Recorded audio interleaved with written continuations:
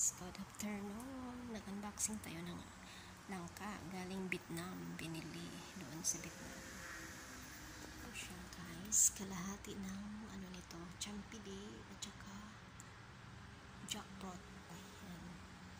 Kasi yung champion guys, yung maliliit ang mga liso niya. Tapos di ba ang jackfruit ay medyo malaki. Yun ang kaibahan, maliit at malaki, pero magkasing lang, kasing tulad ng langka guys. Ito guys, kararating lang galing ng Vietnam. Itatanim ko to dyan sa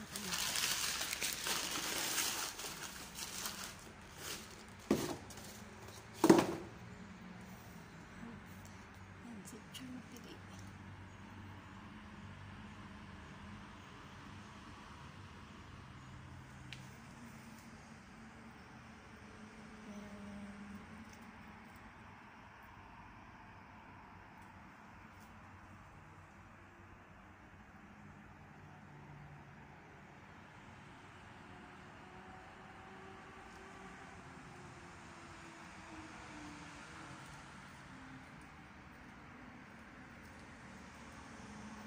Thank you for watching.